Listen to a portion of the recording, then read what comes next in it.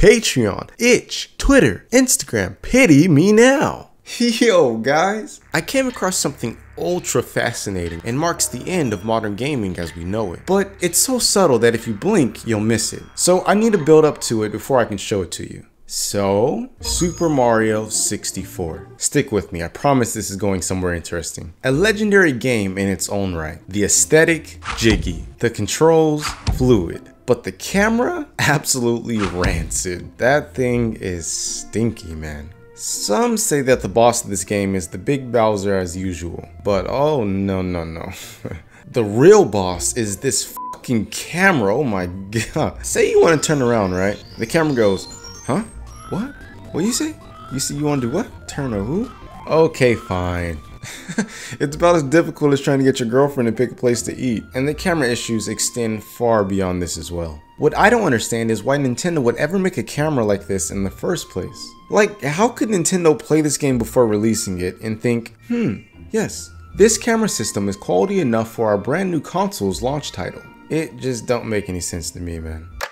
Now, of course, I'm putting on a bit of an act, because it's obvious to me that Super Mario 64 was one of the first 3D platforming games ever to be made, and you can easily tell by the promos made for this game. You could zoom in, zoom out, change angles, go anywhere you want to go, do anything you want to do. Here we go!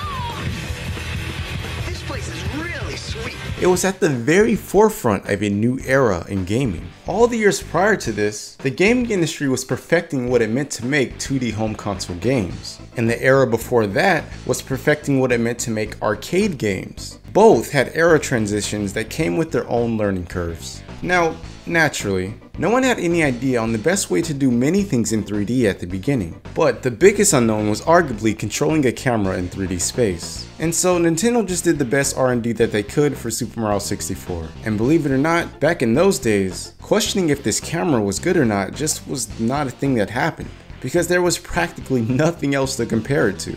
You either take playing this incredibly revolutionary 3D game with Mario, or you leave it. And so, what you get is problems caused by the overlap of an old era blending in with a new. But of course today, we now have a very strong idea on how cameras generally should work in 3D, thanks to the contributions from the entire industry over many years. And so, why do I tell you all this? Right. Well, although the gaming industry has grown to be so big that it's kind of fractured into many different eras at this point, we recently just entered a new, more traditional type of gaming era. What I like to call the compute era, where our capacity to compute has advanced so much that we can do some pretty crazy stuff in real time now. Okay, sure. It may not be as exciting as the blend in between arcade and home consoles or 2D to 3D, but it does have its nuance. And this is what I've been building up to. Take a look at this image. Let me know if you see anything that you shouldn't be seeing.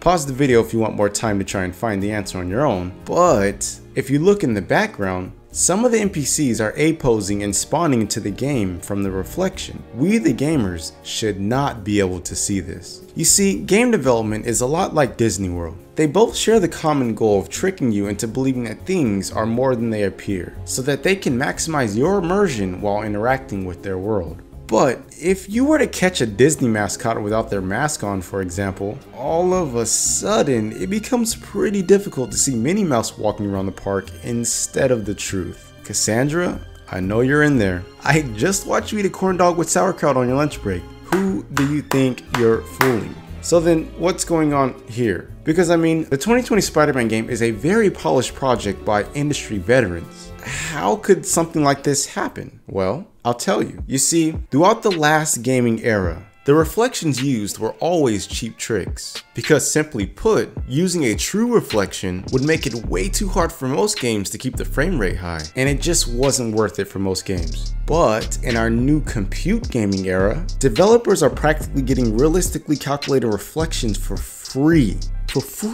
Which completely goes against how games have been refined up until this point. Traditionally, a video game would just check which direction the camera is facing, and then check what is and isn't in view of the camera, and then just do all the smoke and mirror illusion stuff outside of the camera's view. All of this helps the world feel alive and lived in. But because this game wasn't designed with this newfound power to render reflections in mind, you get these weird uncanny moments like this. as an old era begins to blend with the new. Again, it's not the biggest deal. I don't think most people really care about this until we're looking back in retrospect, because just like the Super Mario 64 camera scenario, right now we're just excited for the advancement. However, I personally think it's incredibly fascinating to be able to witness this blend in real time.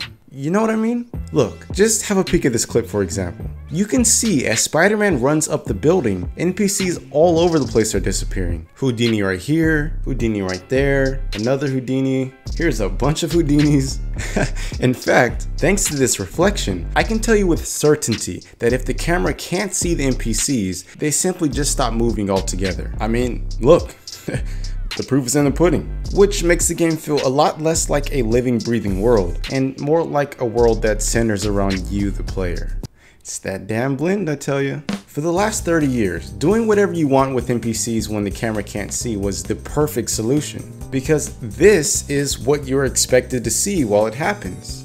But not anymore. Hell, not even just random car reflections are safe anymore. It's unclear to me where this era will lead and the problems and solutions that will follow, especially with Unreal Engine promising practically unlimited polygons for real-time games. It is insane to me that that is where video games are at now. But look, I'm pretty sure this era is here to stay. It's exciting, it's ambitious, but it's also about damn time. Now, I'm hungry, and I'm off to go eat some French beignets. I'll see you at the restaurant.